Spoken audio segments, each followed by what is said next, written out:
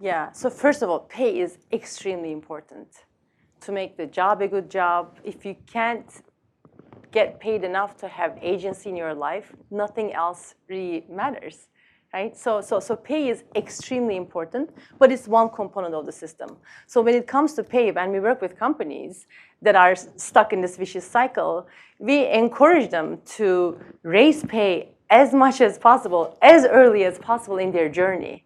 And then because that's how you get out of the vicious cycle. That's how employees get out of their vicious cycle of poverty. And that's how, as an organization, you get out of the vicious cycle of mediocrity. And so pay is extremely important, but then pay alone is not going to drive great outcomes. For workers, they will, but not for companies immediately. It doesn't even drive turnover immediately. It takes some time. So what are some of the things on the workspace, on the 4 operational choices of the good job strategy that you can use to reduce the workload, to make pay work for you? And we encourage companies to find ways to reduce workload in a way that benefits their customers.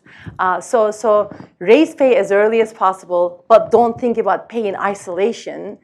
Make other changes so that the pay pays off. And some of the do's and don'ts of pay raises, I haven't yet seen a context where the pay increase was perfect.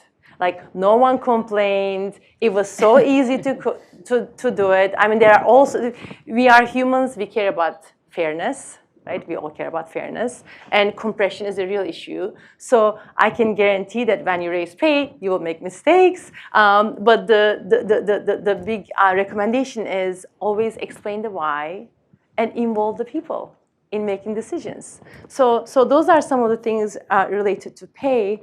But things outside pay and the system perspective is really important. For example, we know that one of the other issues for workers, especially in service industries like retail, is scheduling.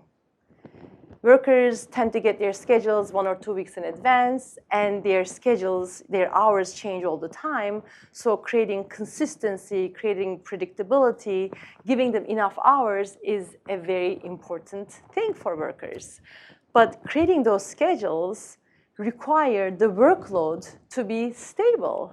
And that is not possible if the deliveries into your store are coming in very unpredictable times, and the times when there are so many customers in the store. So when we say systems, usually we'll do a workshop and we'll have everyone, Good Jobs Institute, we do 2-day workshops with companies.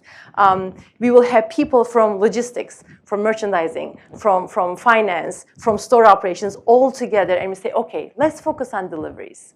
What does the logistics function care about? Oftentimes, logistics cares about minimizing their transportation costs, right? They work in their silos, and they say, I want to minimize my transportation costs. So if the deliveries are unpredictable, if they vary all the time, so be it. The stores should just deal with it. But a system view will say, look, if we just focus on the transportation costs, our customers are not going to get the right merchandise because we might not have the right people to shelve them.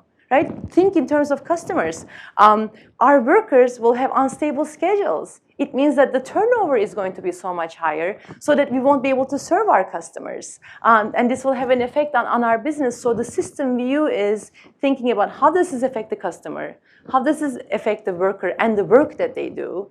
And how does it affect the financial performance? And considering all 3 of those.